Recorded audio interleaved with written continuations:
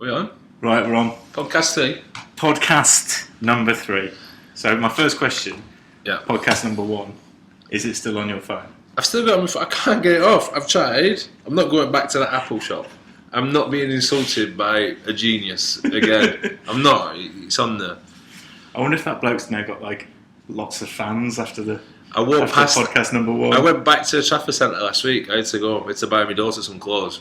And I walked past, and it was like the little balcony outside, and I walked round to the other side in case the bearded man with the flaky pale skin saw me. So he's probably not heard this. Like, it's probably not highbrow enough for him. Maybe if we did one on Dungeons and Dragons, he's definitely one of them people who goes and paints his little toys in them shops at night. You know, them people who walk past the shop who they're sat there painting figurines. So that's still not been heard by anybody else. No. But we're on to podcast number 3. But there is a problem with this because you don't like the photo that we're using at the moment. Clyde, that picture, I know where it was taken. It was at Gabe's wedding. Yeah. But he said, I'm stood behind you with a very angry face. I don't know. And you're stood at the front all bearded looking very smug. Well, you were teaching me the Giacomo model shoot pose. Oh, it's been worked on since then. That was in the early days. But I needed it then because I've got a beard to shade in my big face. But then you gave me another technique, which is to put your tongue on the roof of your mouth. Put your tongue in the roof of your mouth. What that does is, I'm not saying you've got a double chin, Clyde. I have. So it just brings up like your pelican neck. It just brings it up if you put the tongue in the top of your mouth. It just lifts everything. So that's the one thing I've learned through my Giacomo modelling. Well, it helped me. That night, I think the photos, I look pretty good on those photos. But it's funny with my modelling because I thought it was all over a few years ago. Because I started off with George at Asda. Yeah. And it didn't go well. No. I got replaced by Wayne Rooney. It was like, really? You're going to swap me for the Rooneys? And then Giacomo put me out of obscurity. They've taken a chance. It's like one of the big clubs signing a non-league player. We'll see how he goes. We'll see if he sells any clothes. And he's going all right, Touchwood. You know the lads from the Giacomo ad when you go to the beach? Yeah. Are they your mates? Oh, mate. They'll be best friends. Because the acting in that is spectacular. It looks like the ideal day out. They're actors, aren't they? Yeah. Jack, the lad Jack, he won a competition. He won this competition to be a Giacomo model. Right. So he did well. Joel, with the curly hair, yeah, he thinks he's a proper actor. he takes them scenes so serious. You think he was going for an Oscar or something. He takes it seriously and he's non-stop. And then Jono, the big lad, he's a proper actor as well. Right. He casted for 24, I think. But is some of them where you see girls? How did they get on the holiday? Well, one of them was a bit random. I had to have a Douglas Hurd. I had to have a chat in here because we're walking down the beach to play cricket with these women. I'm saying, really, I think women. My missus would be here for having women. I don't think my missus would just let me play cricket. It's meant to be a lad's holiday, isn't it? And then all of a sudden, well, it seems the other 3 lads got lucky and invited them for a game. Because we did another one where I was in the car and I got out of the car. I was meant to have a woman in the car, and I said, well, do you not think that should probably be my wife in the car with me? So they went for that. But it's a lad's holiday, but, you know. Basically what happened is one of the lads didn't have the bottle and couldn't actually not bring his girlfriend. That's what's happened. Then all the girlfriends have to come along. Having said that, I took my wife on that shoot. Yeah, to Fuerteventura. So we possibly are going to change the photo, but the only other photo I've got of me and you is taken when we filmed the Smithy Sportly sketch, which is the day after the Sports Personality. Must look dog rough on that. Yeah, I mean, we both don't look at our best. No, that also, we're standing next to each other, so you make me look like the smallest person you've ever met. So I was like, I'm not using that one. But it's like when we filmed that sketch after the Sports Personality the night before, which was a monstrous night. It was the second time I've been in the Pedalo, and the second time I've been in a Pedalo very, very drunk. It's like I did it in the West Indies, and then in a lake in Sheffield was recreating exactly how I felt at the time. I was minging, trying to lick an ice lolly at the same time or a cornetto. No, we couldn't find you. Do you know we couldn't find you that day? I was in my bed. You know we were all stood there at location going, nobody could find you. And somebody that works with me was sent to try and get you out of your room. and they wouldn't open, the hotel wouldn't open wouldn't. the room. Then they found you having breakfast. Yeah, I was having. We were so happy. I was having we were all breakfast standing there with- going, this isn't going to happen. I was having breakfast with my brother and Enzo Calzaghe, Right. Joe's dad. Yeah. And I went down to breakfast and I said, "All right, Enzo, nice to meet you." "Oh, you met last night?" I was like, "Sorry, I'm very sorry, I don't remember." So that photo, I mean, we could use that photo for this next one. I think we should, yeah. Just to show some Yeah, let's variety put it on. in pictures. It's got to be better than the one that's up. Yeah. Okay.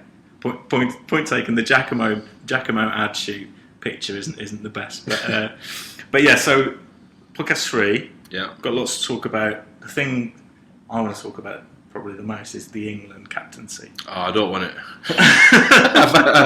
I've had a go. I know my name's been mentioned, and the 2020 is going well, apart from a little tear in my calf. But it feels like. I mean, I've been away for the past few days, so I haven't really been watching what's been going on. Just caught up with it. Alistair Cook scored 95. Yeah, he played so well. I mean, he was felt like under so much pressure from everywhere you looked and everything you read seemed to be like he should stand down. All the ex-England captains are saying he should stand down. Yeah. And to come back and get 95 is just amazing. Well, I put a couple of tweets out in a week. I felt for him because he did that interview after the last game, and it was a real emotional interview after the game. And I felt for him because Alistair is a cracking lad. He's one of our best ever batsmen we've had. I picked him as captain first time round. That was probably the one decision I got right as captain because I'd never seen him bat or anything. But he turned up the day before a test in India from the West Indies, and just on the way he goes about things, he's got to play. Yeah. And he did. He's done so well. And then everyone's getting on his back. Everyone's saying he should have a week off, go and farm his lambs that he's got, and do this, that, and the other. And he's not like that. He's fronted it up. He's got runs. Yeah. But now what'll happen is they'll all go on about his captaincy. He'll make one decision in the field, and they'll jump on it. So, but what's interesting, I think, if you think about like the three major sports, if you're England football captain, it just seems like it's ceremonial. Really, you wear an armband. That's it, isn't it? If you're England rugby captain, you have got a lot of stuff to do, and you are in a position of power. But England cricket captain is ridiculous. The amount of stuff responsibility. Oh, you do everything. So, like, what are your main outside of actually playing cricket? What else do you have to do? But you got to carry yourselves. Got to carry yourself well at the best of times. One of the things I struggle with. You get involved in what time you turn up. You get timekeeping, dress codes. You'll have like. So you're in a meeting and like you have to go to meetings to decide. Meetings about meetings. What the dress, really? And then you'll. What should we wear for this function at the High Commissioners in Delhi? Should we wear our number 1s or number 2s? I'm not bothered. But you've got to have an opinion on that. And then you have what time's the bus leaving, what time we're going to train, where we're going to train, what we're going to do. And then you've got to pick the team. Well, they never let me do that, but they pick the team. It's non-stop. Yeah. It's one thing after another. Did you feel like when you were captain, you played worse? Oh, yeah. Yeah. Yeah, definitely. Definitely. So were you captain in 2006, 2007? Was that when were you captain? Yeah. It started off all right. I did it in India, and it went well there, so I was playing well. And then if I thought something needed doing, I'd do it myself. But it didn't last very long, that. And I started playing badly. Yeah. And the problem is it's hard because you give so many team talks, you get sick of your own voice. You're talking, and essentially you hit a ball, you throw it, and you catch it. What kind of team talks? Were you kind of like Henry V sort of inspirational team talks? I tried one of them once. And it wasn't very good. I got this passage off the Chronicles of Narnia. I can dress up as a lion. I jumped out of the wardrobe. I can't remember what it was, but I got this passage out. Right, I'll find it and read it next time. And I handed it round, and I was handing it round. People were looking at me, and I'm just thinking, what am I doing? I'm handing round. We go to Australia, and I'm handing round pieces of paper about a lion, a witch, and a wardrobe. It's not going to help us. This is not. I don't think you picked the right one, to be honest. This is probably the more inspirational one. Yeah, because it seemed like the only insight that I've had from watching something is I love watching the Lions DVDs. So they didn't write my speech then. But so you see the inside the dressing room before a big test. Yeah. You know, the captain, be it Paul O'Connell or whatever, or Martin Johnson or Lawrence Deladio, giving these sort of like crazy, awe-inspiring speeches, but you don't see if that happens in football. It doesn't work in cricket because you give this speech and you go Churchillian on them, and you get the blood pumping, and you go, "Now go stand in the field." Just stand still, and wait for the ball to come to you. It doesn't work. One of my best ones was in India. It was a test we won in Mumbai, and it was getting a bit tight at lunch on the last day. And I'd spoke to the lads all trip. And I really had enough. So I went for a shower at lunch, after my tikka and naan bread, and I've come out in my towel. And then there's an iPod in the room, so I put on Johnny Cash's Ring of Fire. Yeah. And it started, and I started swinging my towel around. What? So you were naked at this point? Naked. And I was swinging my towel around, Johnny Cash style, and then all the lads started dancing and singing Johnny Cash Ring of Fire. Then the bell went, means, right, we've got to get out there, so I put my Reggies on, I put my trousers on, my England shirt, cap, bowling boots, I walked out, went the side out, still damp from not drying myself properly. And then I thought, you know what, I'm going to bowl this one. So I got the ball, and it's one of them that happened so well. Second ball, I got Dravid out, and then we bowled him out that session. Yeah. So that's probably my best speech. Yeah. One of my worst ones was, it was in Brisbane, that ill-fated series that we never talk about, when we got beat 5-0. Yeah. And I went Churchillian again, yeah. And we're there, and it became customary, when you walk out, you have a huddle. You can't do it in the dressing room because no one can see you. It's all for show. Yeah. Right? So you do your huddle. So we've gone out and then we're getting booed by the Aussies. So I've gone on saying, "Listen to that, lads. It's fear. We're into them, blah, blah, blah." And they're, "Oh, let's go." Steve Armisen gets the ball. "Army, come on, you're my mate. Start us off well." He missed the cut strip. It was like the ball came out of his hand, and at second slip, you want the ball to come to your first ball, but you want the batter to hit it. And he's come at me, and then everyone just stopped and looked at me. Yeah. I thought, what do I do? So I just passed it to the next man, clapped my hands, and started, "Whoa, ball, Steve." Just pretended it was a plan. Yeah. And then that tour went downhill from there. I mean, the pressure on that first ball, I remember watching it live, just thinking, wow. I mean, but then that's you know, the nerves, I would imagine, Harmy's nerves, like just taking over, because it's How did you do that? It was harder to do than not do. Yeah. It was so hard to do that. But yeah, I found my captaincy, it didn't suit me because, like you said, there's so many things to do. Yeah. It's just one job too many. And why? But the thing that I'm interested in is why do you have to do the toss wearing a blazer? I don't know. They walk out like schoolboys, don't they? You got your cap on as well. Weird. Even Ricky Ponting. Yeah. Ricky Ponting in a blazer, he doesn't look right. I'm assuming it's because that's in the history of cricket. It's a dumb thing. It's the done thing, which is an amazing thing, but still, it's a bit weird that you're standing there in your blazer. Well, I got criticised after that Brisbane test when we got beat, after the game. Bearing in mind, on the last morning, I've done nothing because I'm out overnight. And I shook the Australians' hands, and I had my England vest on. I didn't have a shirt on. There were letters, there was all sorts. Not the fact that we'd just been hammered by Australia. Yeah. I've got a vest on. So, yeah, they go out in the cap and the blazer. But it is a bizarre thing. Well, it's good news for England. What's happening at the moment in the third test obviously sounds like it's good news for England. It is. Good news for Cook. It annoys me. It really annoys me. The fact that everyone gets on his back. All these ex-captains who won, no. There's only been two. There's only been Strauss and Vaughan who've won anything. The rest of us, bobbins. And they're all getting on his back. You can pick fault in decision-making every day. But it doesn't really matter. It doesn't matter if you've got 2 slips or 3 slips. It's how your players are performing. It's if you've got the backing of the team, then it doesn't matter what decisions you make. You can do anything. And Cook's got that, so I think he'll be all right. But it's that final day at Lords. I went to that final day at Lords, and it was. What's brilliant, I think, is it's really cheap on the final day. It's a 5 and a 10. It's like, no, it's actually now 30 quid. Oh. It used to be a lot cheaper than that. I used to be able to sit where you want, but now you have to like buy a ticket for a specific place. So that's great. Me and my mate Nev went, and Nev's Indian. Nev's from Coventry, but his family are Indian.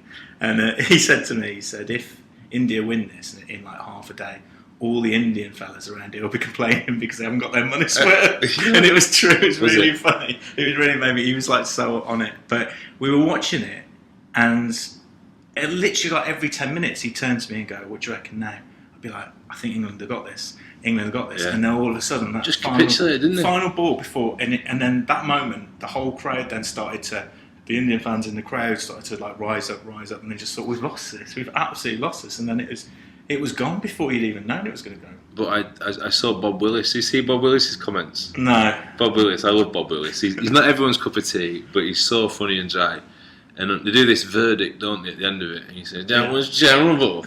All the England batsmen out like that. There's less hookers in Soho on a Saturday night. About the shot they were playing. But the thing, again, getting back to Cook and captaincy, right, you're only as good as your team. Yeah. That is for sure. Ricky Ponting, when he had Warren, McGrath, all these people, it was easy. He had a great team. When he didn't have a good team, his captaincy was exposed. You can't put rubbish on. Yeah. You know, you get found out, and he lost, 2-3 Ashes series as captain. And Alistair Cook's getting a load of stick. And do you think it's better to be a batsman as a captain or a bowler? It seems more batsmen seem to be captain. yeah, it's not bowling. It's too hard. But also, is it then hard if you're the captain? You have to pick yourself to bowl. Yeah, I never knew how to bowl myself. Yeah. And I bowled myself too much. Yeah. I bowled myself 75 overs in a test match at Lords once, just because I'd eaten so much. It was, seriously, it was against Sri Lanka, and the food there is amazing. And I was having so much to eat, I thought, I'm going to have to bowl again this afternoon. This is going to stick on my hips. It's your equivalent of going to LA Fitness. Yeah, having a bowl at Jaya Wadena. Don't get out, mate. I've got another 6 overs here. I've got another 2,000 calories to burn. But it must be that thing of like, if you're captain, you pick who's going to bowl. The other bowlers are like, he's just picking himself. So that it doesn't happen if you're a batsman. The batting order's sort of decided, and you just go out to do it, don't you? But there's always good times and bad times to bowl. And everybody wants to bowl with a new bowler, a new batter. You don't want to bowl when someone, best player, comes in or they're playing well. Yeah. And as a captain, you feel obliged to. But it's a tough job. I found out my best thing in the side was I could lead through performance within the dressing room, but not being captain. But back to Alistair, I'd stick with him. I think with the coach Peter Moores, he's got the perfect bloke to lean onto. Yeah. He'll come good. Does he wear mascara? Alistair? Yeah. He looks like, doesn't he? He looks a little bit like he's like an Egyptian pharaoh, I think. Yeah, he's lovely, isn't he? Because he's got a good tan. Yeah, and he's got quite a... the way his chin's constructed. Yeah, it's like even Jamie Redknapp wants his jawline, doesn't he? Yeah, it's amazing. It's totally amazing. But sometimes he looks like he's sucking golf balls, doesn't he? He's got them bollock chops. But I mean, just watching him interviewed after that final test, and I mean, who was it that did it? Was it Atherton? Somebody asked him some really it'd be Michael. Hard questions, like the whole crowd were like, oh yeah. But I mean, that's the sort of the pressure, I suppose. But the thing is, it's like sometimes in sport, and I've done it, and I did it when I was captain. You just lose a bit of perspective. And I sent a tweet out last week saying it's only a game, and then I got hammered. Did you? Yeah, we pay our money. We pay our money for. Oh, I didn't realise it was compulsory. Yeah, but that's the point. It's not, is it? No, I got hammered for it, and it is a game. There's so much going on in the world. Alistair Cook's probably getting a little bit too much airtime about his captaincy. Yeah. Well, I mean, hopefully we'll win this test. Another question actually I want to ask you is, at the toss, do you ever use that as an opportunity to try and psycho the other captain, or is it just all very friendly? No, it's very friendly. Is it? It's very. Having said that, I think Ricky Ponting did me. He did me. He didn't speak to me up there. Really? Oh, we meant to tell you, he didn't speak to me. He said, "What, mate?" And that was it. Yeah. Ed. That was it. That was it. And then Ganguly, there's rumours of him trying to get funky coins and then pick it up and say we've won the toss and things, and he hasn't. Yeah. What, chocolate ones? Yeah. So. Because there's a thing to go back to that one of the Lines DVDs. Martin Johnson goes to the toss, I think, and it's with John Eales, who's the Australian captain, and does the toss. And because Martin Johnson looks like he's insane, he's like massive, isn't he? He looks really hard. And they finish the toss, and then somebody goes from Australian who was organising it saying, right, we're going to get some photos and then take some questions. And John O just goes, it's either a photo shoot or it's a press conference. You can't have both. Yeah. Amazing. Yeah, and the bloke, you can see John O thinking, wow, he's tough. He's a tough one. But yeah, it's that thing when you're both together at the start of the day, the two of you in your blazers, but it looks on TV like it's very kind of fine and people don't try and sort of psych each other out. I just wondered if there's little things. Maybe something in that. It should do. Put a marker down early. Yeah. But the problem is you walk out and then you can't get too aggressive because you got the mascot there. You got like this 8-year-old kid, so he's there having the day out, and his parents have bidden the charity auction and paid an absolute fortune. And then you're telling the other captain to F off, and you can't do it. Right, final day of Lord's Test. We spoke about that. The thing I do want to speak about is I got searched. So when you go into Lord's, obviously they have to search you. They look through your bags and everything like that. And this is the first time this has happened.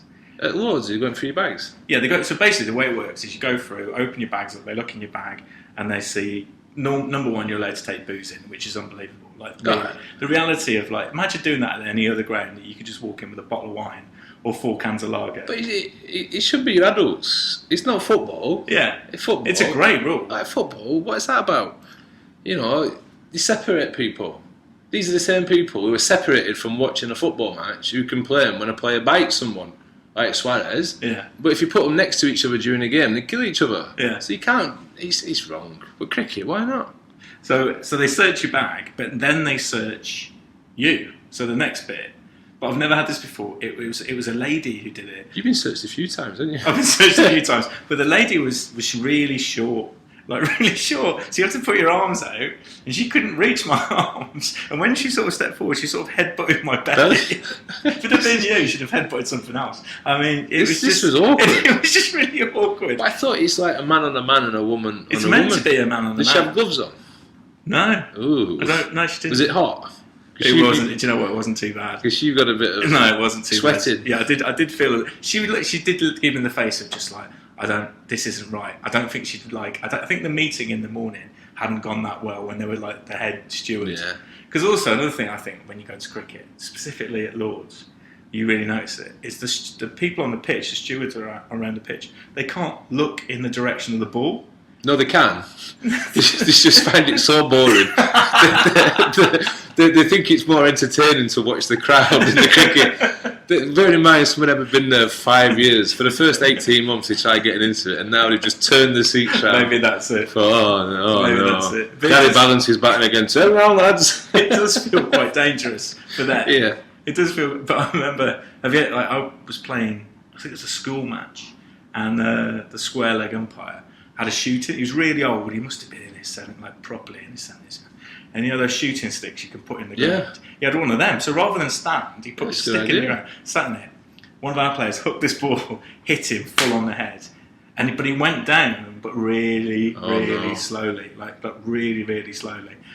But because it was really funny, nobody was that, the poor guy. Right? He was fine eventually. But all of us just couldn't stop laughing. But I was just thinking, if the steward not looking got hit, it's really dangerous. I remember a long time ago I was playing at Essex at Chelmsford for Lancashire. It was a one-day game. And we was practicing in the middle of the morning. And we were having a practice in the net. And the net had no roof on.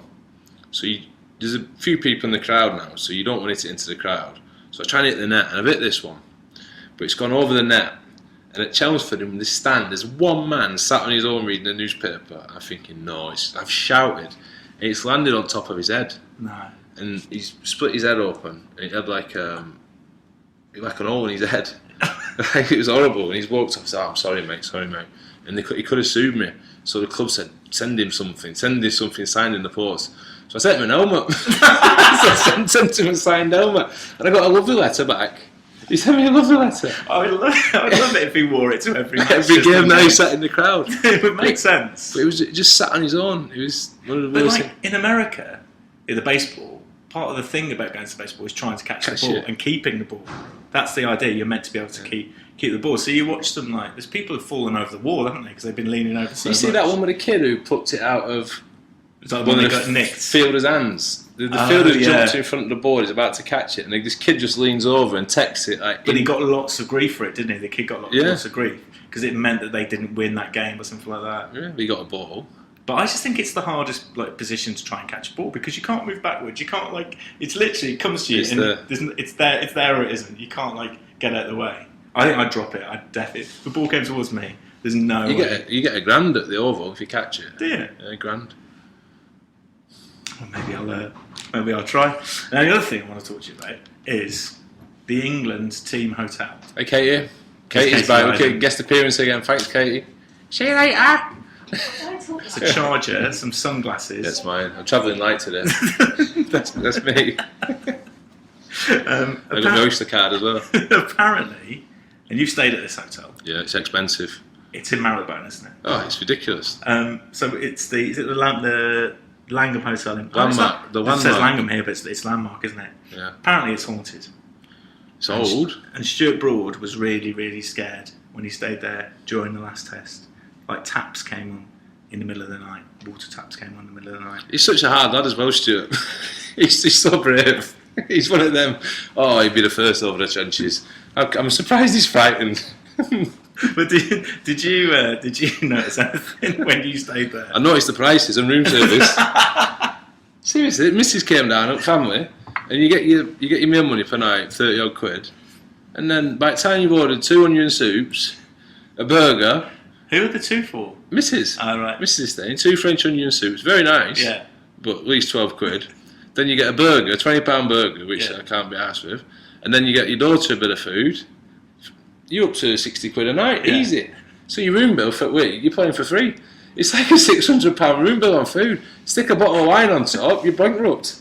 So what we started doing, we went round the corner to the Seashell Chippy. It's probably not the best food to have actually after a day of cricket. But it's a good chippy, that. Oh, it's amazing. You go and stand with crowd. Whoa, Fred, yeah, good, yeah.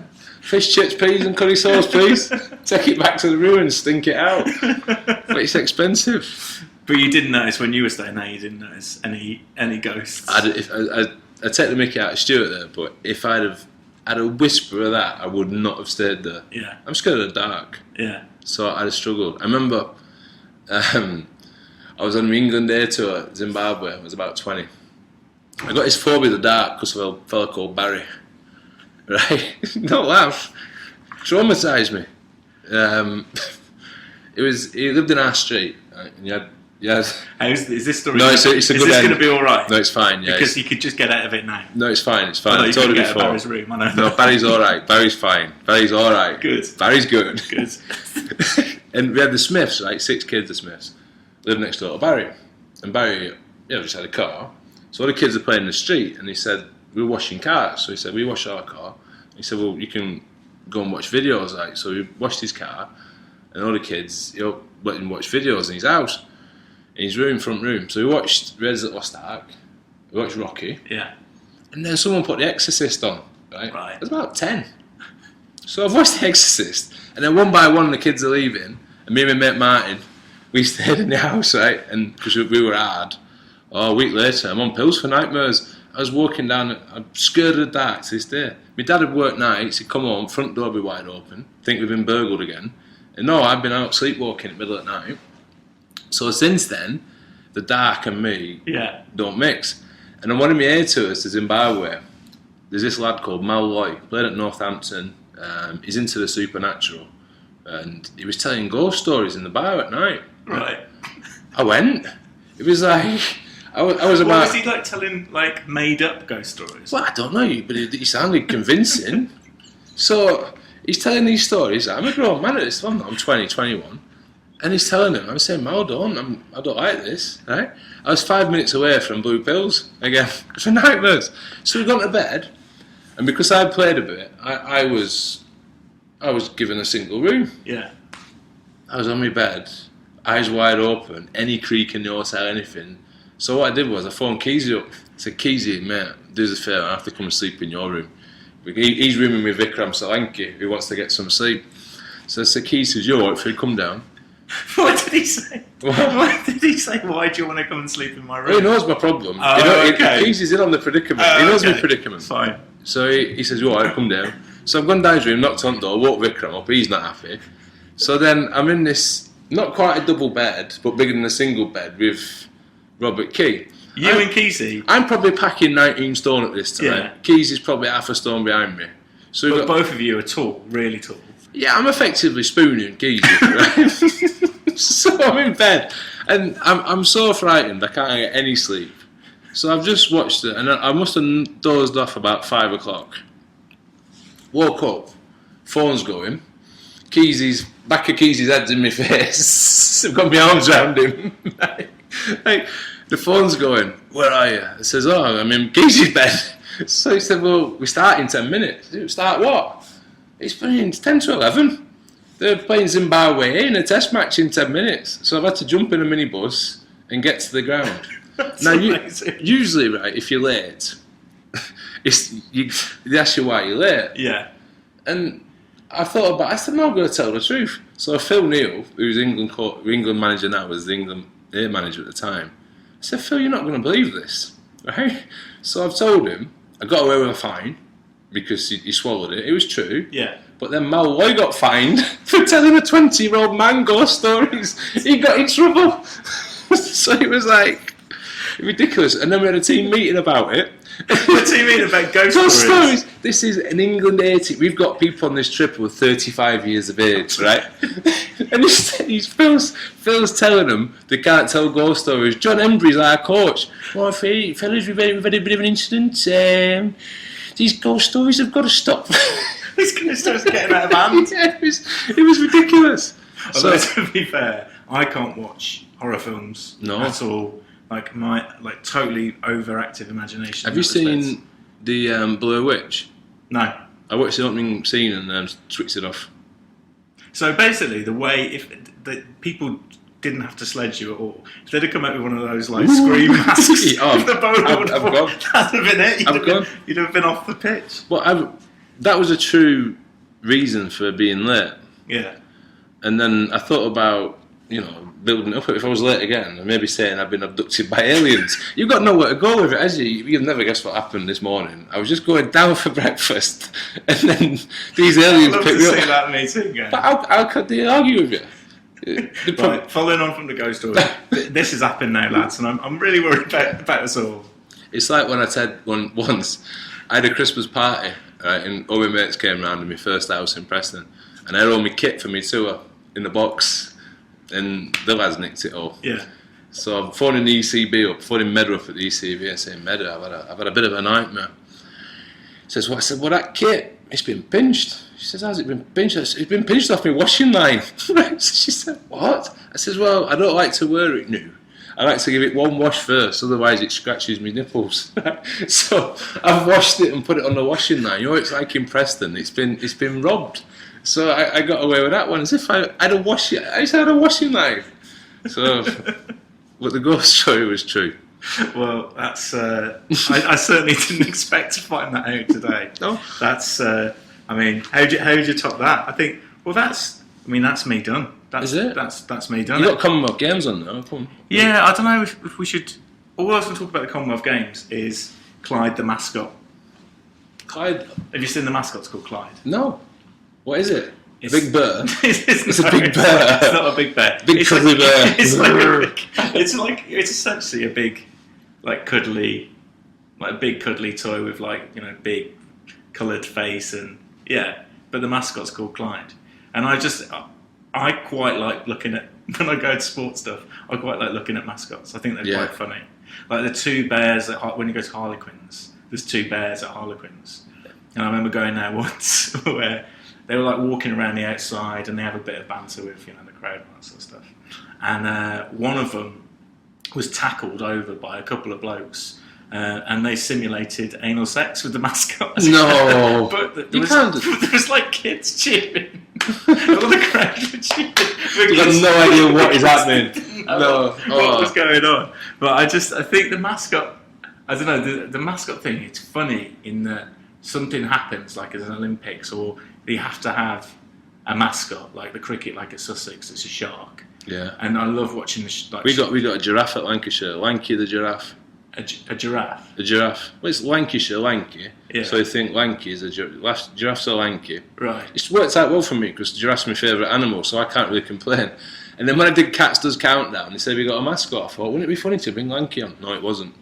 He came on. I said, what are you going to do when you come on? He says, I've got a few moves. Didn't do all. He just stood there behind me like a really shy giraffe. What kind of moves would it have though? Well, he danced or something. There was something. He was just stood there like a really self-conscious giraffe. So does it see out the bottom of its neck then? Does it look through the? He's not got like the man inside it, Clyde. The man inside isn't like an X-Man with a really long neck or something. Like as a costume, it must have a really long. About a 5 foot neck. And an head balancing on top. When I used to work on Room 101, the show Room 101, was a researcher on it when it first started off with Paul Merton, and Michael Parkinson came on. Yeah. And he said he wanted to put mascots, football mascots, into Room 101. And there was no, at the time, it was so long ago, there wasn't really websites for football teams and stuff like that, because people didn't really use the internet much. I had to phone every single football league club, like 90-odd football league clubs, and phone them up and go, excuse me, can I check, what's your mascot called, and can you send me a photo? And they'd have to send me, through the post, a photo. Of a mascot. But one of them, Wickham Wanderers, I said, so, can I just check what your mascot called? And they said, yeah, it's Bodger, the old man. I was like, what? They went, Bodger, the old man. I went, your mascot's an old man. They went, yeah, it's like a cartoon old man. So that's when they sent me a photo. And it's like this cuddly old... It was really, really weird. But what mascots are weird. My kids ask them for autographs and things. They know it's someone to do. Yeah. Why? I remember when we went to Disneyland with the kids. Oh, how stroppy were they? And mascots, just like, they're standing there, they move you on so quick. We went to Euro Disney, and my daughter, bless her, queued about 2 hours to have a picture with Cinderella. It's not Cinderella, it's someone from Lyon dressed as Cinderella. So she's got there, me and the lads have gone on a few rides while she queues with the missus. She starts walking up to have a picture with Cinderella, big smile on her face. Cinderella walks off, and Belle starts coming on. It's changeover time. So we go, oi, mate, wait. Cinderella, back here now. She's queued for 2 hours. So I stood there pointing at Cinderella to come back and have a picture of my daughter. Then I started pointing at Belle saying, you can get in it too, love. You get in it too. So it was like, caused a commotion in front of that palace. Oh, with Cinderella. I went to Sussex once, and then Sharky, the shark, was there.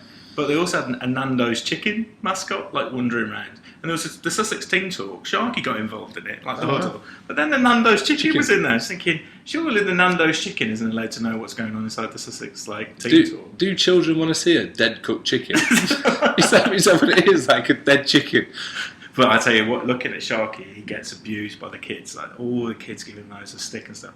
But I saw him nick this kid's hat and chuck it in a bin. And then threatened to pick the kid up. I was thinking, surely this is... I hope he's CRB checks. This is... but it was... I think that what was nice about it, everybody was just like... It was just funny, and all the kids... It was just like funny. There wasn't like an element of like, he's lost it. Sharky's gone mental. He's gone. The shark. But yeah, so I'm keeping an eye out for Clyde at the moment. Clyde, I'm going to try and find him on the internet. I've been retweeting pictures of Clyde because I've got a mate who lives in Glasgow who's been sending. He's got actually 2 mates. One's working up there. They keep on sending me different Clyde the mascots. So keep your eye open for Clyde the mascot. Okay. Great. Yeah. That's it. Yeah. I'm going to change the photo. Yeah, change that photo. It's terrible. And as always, the begging at the end. If anybody would like to sponsor this podcast, please get in touch with me at Flintoff11 on Twitter or at Clyde Holcroft. Thank you.